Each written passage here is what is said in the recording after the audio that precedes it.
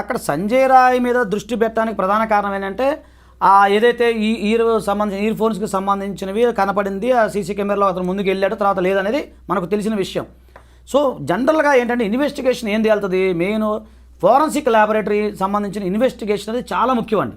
అలాగే సీసీఎంబీ వాళ్ళు ఇచ్చే ఇన్వెస్టిగేషను, ఎందుకంటే ఎవరైతే అత్యాచారం చేసిన వ్యక్తి, అతని యొక్క సంబంధించిన సీమెన్ కానీ, అతని యొక్క వెంట్రుకలు కానీ, లేదు ఈ కొన్ని సందర్భాల్లో అత్యాచారాల సంబంధించిన బాధితురాలు కొన్ని సందర్భాల్లో పెనుగులాడుతుంది కదా, గోళ్ళలో ఎవిడెన్స్ కానీ, పెనుగులాటలో కానీ, అలాగే బట్టలకు సంబంధించి ఇవన్నీ ఉంటాయి కదా మేడం. సో అవన్నీ ఎప్పుడైతే టాలీ అవుతాయి అది మీకు లీగల్గా వస్తుంది, ఎస్టాబ్లిష్మెంట్ అవుతుంది. అవును, కామన్గా ఇప్పుడు అతను ఇయర్ బడ్స్ లేవు, సీసీ కెమెరా వెళ్ళి వచ్చాడు, వెనక్కి వచ్చాడు అనేది ఒక ఎస్టాబ్లిష్మెంట్ అయితే, అతను నేరం చేశాడా లేదా అనేది ఎప్పుడు ఎస్టాబ్లిష్మెంట్ అవుతుంది అంటే అంటే వాళ్ళు చెప్పిన జనరల్ సర్కమ్స్టాన్సెస్ ఎవిడెన్స్ ఏంటి, సీసీ కెమెరాలో అతను వెళ్ళటమే రావడం తెలిసింది. సో ఇతను చేశాడని గ్యారంటీ అనేది ఆ సీసీ కెమెరాలో నిర్ధారణ కాదు. కానీ లోపల ఏం జరుగుతుందంటే ఇప్పుడు ఫోరెన్సిక్ రిపోర్ట్స్ లో వచ్చిన గోళ్లలో వచ్చిన డిఎన్ఏ మ్యాచ్ కావడం ఇవన్నీ కూడా ఒకవైపు. ఇప్పుడు ఇతరులు ఎవరన్నా ఉన్నారా అని చెప్పడానికి మరి నిర్ధారణగా సీసీ కెమెరా ఫుటేజ్ లో మనకు ఎవరు కనిపించలేదని తెలుస్తుంది. మరి ఏ విధంగా దీనికి అంటే ఒక ప్రూఫ్ దొరుకుతుంది? ఇప్పుడు దాని మీద ఏమండి, దాని మీద అప్పుడు దానికి సంబంధించిన హాస్పిటల్లో కొన్ని అది సెమినారాలు చాలా పెద్దగా ఉంటుందంట మేడం సార్. అలాగే దానికి సంబంధించిన వేరే డోర్స్ కూడా ఉంటాయంట మామూలుగా. సో అదొకటి. అలాగే తర్వాత దానికి సంబంధించిన ఏదైనా జరిగినా సెమినార్కి సంబంధించిన ఏదైనా ఉంటే కూడా ఎక్కువ అక్కడ రెస్ట్ తీసుకుంటారంట. అలాగే సంబంధించిన టాయిలెట్స్ కానీ, ఇప్పుడు బాత్రూములు కానీ అవన్నీ కూడా దూరంగా ఉంటాయంట. ఇప్పుడు అంటే ఈ సంఘటన జరిగినప్పుడు అంటే మీకు గుర్తుంది లేదో, మన సత్యంబాబు కేసు విషయంలో గతంలో మీకు ఐడియా ఉంది కదా మేడం, సత్యంబాబు కేసులో మనం డిస్కస్ చేసుకున్నాం. చూడండి, అంటే ఎందుకు చెప్పాల్సి వస్తుందంటే ఆ కేసు నేను ఎందుకు తెర మీదకి తీసుకొస్తున్నానంటే ఆ కేసు కూడా ఆ విధంగానే జరిగింది. ఎందుకంటే ఆ అమ్మాయి యొక్క బాత్రూమ్ దగ్గర నుంచి అంటే మనం అనకూడదు కానీ ఆ తల్లి మహాతల్లి ఆ చనిపోయిన పాపకి అలా జరిగింది, బాత్రూమ్ దగ్గర నుంచి అమ్మాయిని ఈడ్చుకొని వచ్చారు. ఒక సంఘటన మనకి అది మనం చెప్పుకుంటే బాధ అనిపిస్తుంది, అది అప్పుడు మీకు మనం కూడా చేసాం. అది వచ్చినప్పుడు జరిగింది, చివరికి సత్యంబాబు అనే వ్యక్తి మీద జరిగింది. తర్వాత అది సరే, తర్వాత సాక్ష్యాధారాలు ఏ విధంగా జరిగింది అనేది పక్కన పెడతాం. అంటే అలాంటి సంఘటన కూడా సేమ్ ఇది కూడా అలాగే ఉంది. చూసిన బ్లడ్ స్ట్రెయిన్స్ కానీ ఇప్పుడు మనకు కనబడతా ఉంది. సో దీని మీద లోతుగా ఇన్వెస్టిగేషను జరగాలి అంటే సిబిఐ టేకప్ చేసినప్పుడు అన్ని రకాల ఇన్వెస్టిగేషన్ జరుగుతుంది, దానికి సంబంధించిన ఏంటనేది జరుగుతుంది. కాకపోతే ఇక్కడ నేను ఆలోచించేది ఏంటంటే అంటే నాకు తెలిసిన ఇప్పుడు మనం కూడా కాస్త కొంత జర్నలిజం ఉంది కదా మేడం, కాస్త కొంత అవగాహన ఉంది కాబట్టి అంటే నేను తెలుసుకున్న విషయము అది ఏంటంటే కామన్గా ఏంటంటే అక్కడ ఎవరైతే ఎటువంటి పర్సన్స్ అయినా సరే ఎలాంటి గుర్తింపు కార్డు లేని వాళ్ళు కూడా వచ్చిపోవచ్చు. లాజిక్ నేను గమనించింది, నా లాజిక్ పాయింట్ ఏంటంటే అది ఒక పబ్లిక్ లాగా ఉండిపోయింది. ఎవరన్నా లోపలికి వెళ్తే నువ్వు ఎవరు అని అడిగేవాళ్ళు లేరు. అంటే కట్టుదిట్టమైన భద్రత కానీ అక్కడ లేరు, ఆ కాలేజ్ లేదు, అదే హాస్పిటల్. నేను ఆ విషయంలో అంటే నేను అనుకునేది నా యొక్క సైకలాజికల్గా నేను ఆ విధంగా ఆలోచిస్తాను. అంటే ఒక ఎనానమస్ పర్సన్ ఎవరు ముక్కు ముఖం లేని కూడా లోపలికి వచ్చిపోవచ్చు. సో మీరు అనేది ఏంటంటే అనేక ద్వారాలు ఉన్నందున ఆ సెమినార్ హాల్కి అనేక ఎంట్రన్స్ ఉండడం వల్ల ఈ ఒక్క సీసీ ఫుటేజ్లో ఉండకపోవడం అనేది బేసిస్ కాకూడదంటారు.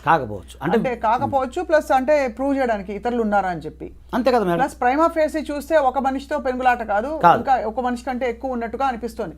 ఎందుకంటే కిరాతకంగా అమ్మాయిని హత్య చేసిన ఘోరంగా కనిపిస్తోంది నిజంగా ఆ విధమైన. ఇప్పుడు ఒకటే స్వప్న గారు, ఇప్పుడు ఇక్కడ ఆలోచించాల్సింది ఏంటంటే అది ఒక మీరు కట్టుదిట్టమైన భద్రత లేదు, ఒక పాయింట్.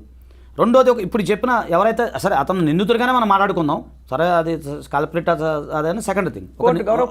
అంతే కదా మేడం. మనం ఒక నిందితుడు, అతను నిందితుడు లేదా నేరారోపణ చేసిన వ్యక్తి అనుకుందాం, అతనికి అసలు హాస్పిటల్కి సంబంధం లేదు.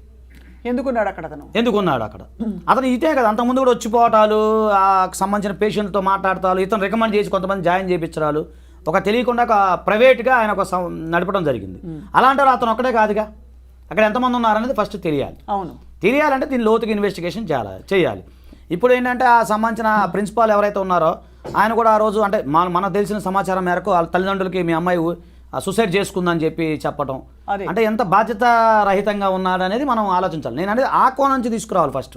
డెఫినెట్గా. అండ్ ఇక్కడ మాజీ ప్రిన్సిపల్ ఇన్వాల్వ్మెంట్ గురించి కూడా కొంత మాట్లాడుతున్నారు. అది ఊహాగానాలు, ఆయన ఊహాగానం అంటే ఊహాగానం అయినా ఆయన పాత్ర ఏముందని ఏముందని అనుకుంటున్నారు. ఇప్పుడు అదేనండి, ఇప్పుడు జనరల్గా ఏమవుతుందంటే మేడం, మొన్నటిదాకా ఇప్పుడు జనరల్గా ప్రిన్సిపాల్ అనే వాళ్ళ కాలేజ్ మీద పట్టు ఉంటుంది, వెళ్ళిపోయిన తర్వాత కూడా వాళ్ళ యొక్క పట్టుని వాళ్ళకి కొంతమంది జనరల్గా అన్ని చోట్ల జరిగేది అది, వాళ్ళకి సంబంధించిన అనుచరులు సహచరులు ఎవరో కొలీగ్సో ఇంకా వాళ్ళ మీద పట్టు సాధించడం కోసం అలా కొంత అతను చేసే అవకాశాలు ఉంటాయి.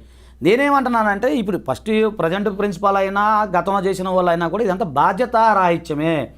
ఎందుకంటే ఒక హాస్పిటల్కి వెళ్ళాలి అంటే ఒక ఏదైనా సరే హాస్పిటల్ కాదు, ఏదైనా ఎడ్యుకేషన్ ఇన్స్టిట్యూట్ అయినా ఏదైనా సరే ఒక పర్మిషన్ అనేది ఉండాలి, కట్టుదిట్టమైన భద్రత ఉండాలి. ఇప్పుడు ఈ పాప చనిపోయిన ఒక డాక్టర్ అనే కాదు కదా మేడం, పేషెంట్లు కూడా ఉంటారుగా. సహాయ స్థితిలో ఎంతమంది ఉంటారు అక్కడ? ఎవరికైనా జరగచ్చు. ఇక్కడ ఇక్కడ ఒక చాలా కీలక విషయం ఏంటంటే ఆజాద్ గారు, ఈ అమ్మాయి ప్రీమెడిటేటెడ్గా అంటే ఈ అమ్మాయిని టార్గెట్ చేయాలి అనే ఉద్దేశంతో జరిగిన క్రైమ్గా దీన్ని అభివర్ణించాలా ప్రస్తుతం ఉన్న ఎవిడెన్స్ ప్రకారం? లేదు ఎలాగైతే సాధారణంగా మామూలుగా ఆ టైంలో వాళ్ళకు అనిపించిన ఒక కామాంధుడు ఏంటి ఒక దారుణమైన అత్యాచారానికి పాల్పడి ఆ అమ్మాయి పెనుగులాటలో మరణించడం లాంటి సంఘటనగా దీన్ని భావించాలా? ప్రీమెడిటేటెడ్ అంటే అమ్మాయిని చంపాలని ఉద్దేశం, ప్రీ ప్లానింగ్. అలాగే మీరు అన్నట్టుగా అక్కడ ఇది ఎవరికైనా జరుగుండొచ్చు, కానీ ఈ అమ్మాయి స్పెసిఫిక్గా టార్గెట్ అయిందని అనిపిస్తుందా? ఏదైనా కారణం వల్ల, కాలేజ్కి తనకి ఉండే అనుబంధం వల్ల, ఇంకోటో అంటే నేను అనుకుంటాం ఏంటంటే టార్గెట్ కాలేదని నేను అనుకుంటున్నాను మేడం. ఎందుకంటే టార్గెట్ కాలేదు, ఎందుకంటే ఈమె అంటే ఒక వైద్య విద్యార్థిగా ఆమె చేసేది ఏముంటుంది? మేనేజ్మెంట్ అంత గొడవలు అయ్యేది ఏముంటాయి మేడం? ఏముండవు కదా మనకు తెలిసి. ఆమె వచ్చిన డ్యూటీ ఆమె చేసుకుని వెళ్ళిపోతుంది. కాకపోతే నేను అనుకుంటాం ఏంటంటే మామూలుగా ఆమె ఒక్కతే ఒంటరిగా ఉండటం. ఇంకోటి వాళ్ళ పేరెంట్స్ కూడా ఏమంటున్నారంటే నైట్ 11:30కి ఈమె ఫోన్ చేసిందండి ఆ పాప. ఫోన్ చేసి మాట్లాడింది, వాళ్ళ స్టేట్మెంట్ క్లియర్గా ఉంది. 11:30కి మా అమ్మాయి ఫోన్ చేసింది, కొంచెం నలతగా ఉందమ్మా, నేను రెస్ట్ తీసుకుంటున్నానని మాకు చెప్పడం జరిగింది. సో ఆ రెస్ట్ తీసుకుంటున్నానని చెప్పారు, 11:30కి మాట్లాడేశారు. వాళ్ళు క్లియర్గా చెప్తున్నారు పేరెంట్స్. సో అంటే ఏంటి అక్కడ అర్థం ఏంటంటే మామూలుగా అంటే నేను అనుకున్నాను పేరెంట్స్తో మాట్లాడింది, ఆమె రెస్ట్ తీసుకుంటుంది. కాకపోతే ఆ సెమినార్ చాలా పెద్దగా ఉంటుందని, తర్వాత ఆ సెమినార్లో వాళ్ళు ఎవరు లేరని చెప్పేసి ఉదయం 9 గంటల దాకా అలా కొలిగి వాళ్ళ ఫ్రెండ్ ఒక ఆమె ఎవరు పట్టించుకోవాలి. అంటే అక్కడ ఏం జరుగుతుంది అనేది నాకు తెలిసి అంతకుముందు కూడా పెద్దగా ఐడియా లేదు. నాకు తెలిసి ఆ సెమినార్లో అందరూ రెస్ట్ తీసుకుని ఉండొచ్చు. ఆ సెమినార్ హాల్లో ఎవరు వస్తున్నారో ఎవరు పోతున్నారో కూడా నాకు తెలిసి, అంటే నేను అనుకుంటాను ఆ చెప్పిన ఊహాగానాలు బట్టి. సో అవన్నీ చెప్పిన విషయాన్ని బట్టి నేను అట్లా అనుకుంటున్నాను మేడం. సో ఉదయం ఇలా ఫ్రెండ్ వెళ్ళి ఆమె కూడా మామూలు డోర్ దగ్గరికి వెళ్ళారే, ఆమె పడుకుంది, రెస్ట్ తీసుకుంటుంది. అంటే ఇప్పుడు పేరు చెప్పకూడదు కాబట్టి నేను చెప్పట్లేదు. ఆ XYZ అమ్మాయి పడుకుంది, ఆమె మనం డిస్టర్బ్ చేయకూడదని చెప్పి మళ్ళీ వెనక్కి వచ్చిందంట. ఆమె వెనక్కి వచ్చింది వాళ్ళ ఫ్రెండ్, వాళ్ళ క్లోజ్ ఫ్రెండ్ ఒక ఆమె.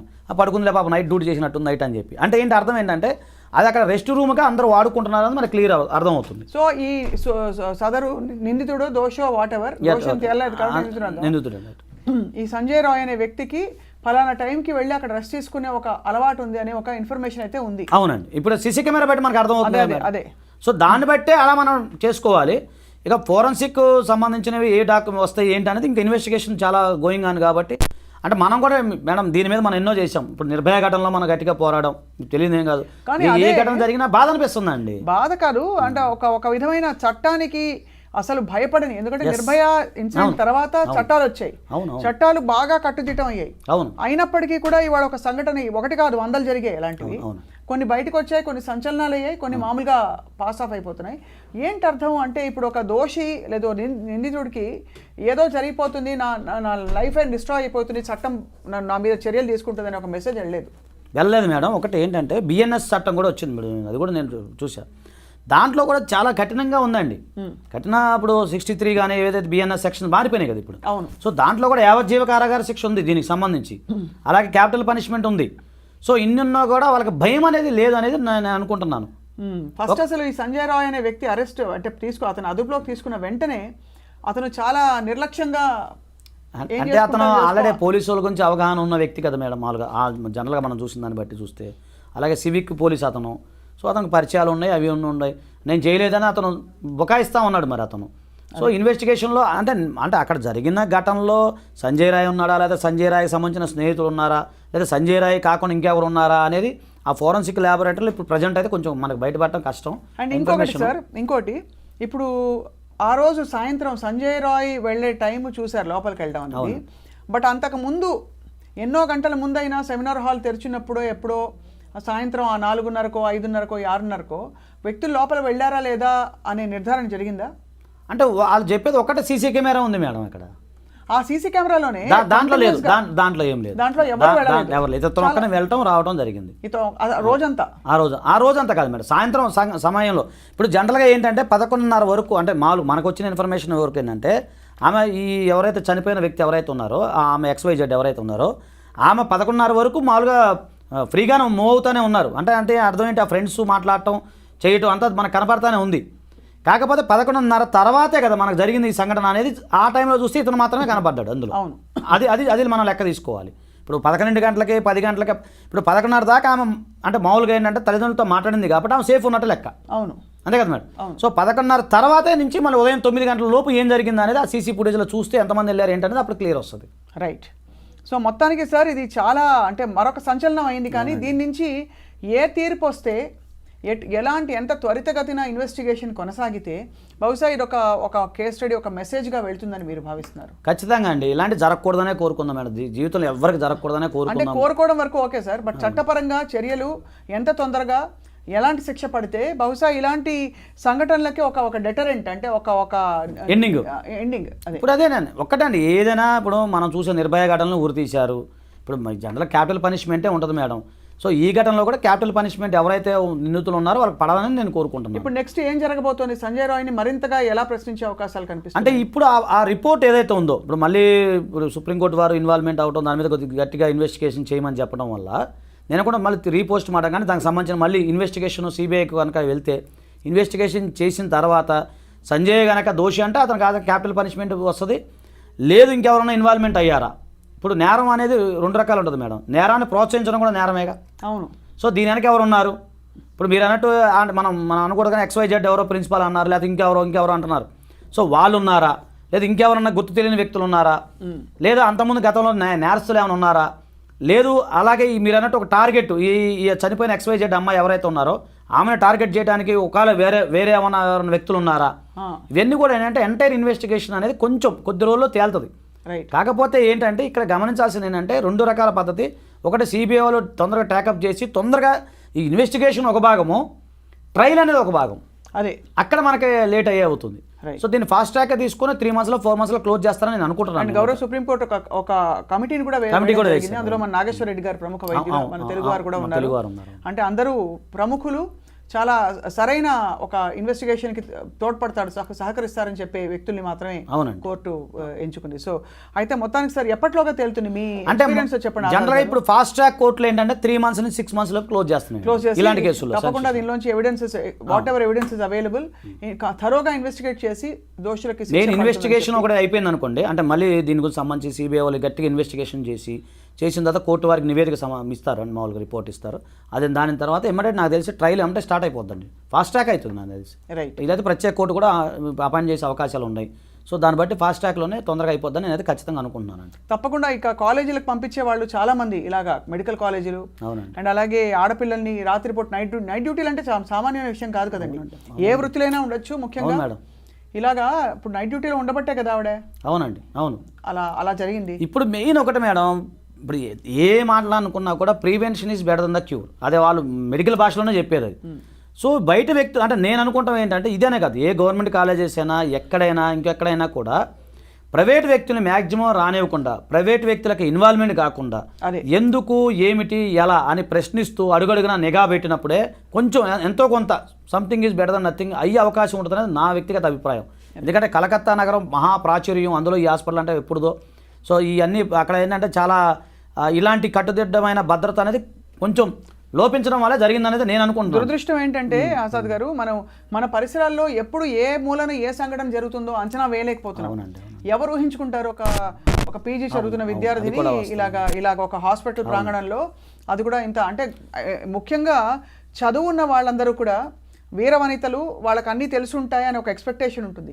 కానీ మనం చదువున్న వాళ్ళందరికీ కూడా ఎందుకు అది వర్తించదంటే అందరూ మనం నమ్మకంతో మన పరిసరాలు బాగానే ఉన్నాయనుకుని వెళ్తాను చెప్పి నిత్యం తూటాలు పెట్టుకుని లేకపోతే నమ్మకం అండి, మెయిన్ నమ్మకం మేడం. ఆ నమ్మకం మీద ఎక్కువ జరుగుతుంది. ఇవాళ ఈ సంఘటన ఎవరికైనా జరుగుండొచ్చండి, కానీ ఒక మెడికోకి జరగడం అన్నది షాక్ కి గురి చేసేది. తప్పకుండా దీని పరిష్కారం అతి త్వరలో వస్తుంది కోర్టు పరంగాని కోరుకుందాం. ఆజాద్ గారు ధన్యవాదాలు sir, and thank you all for watching to the point.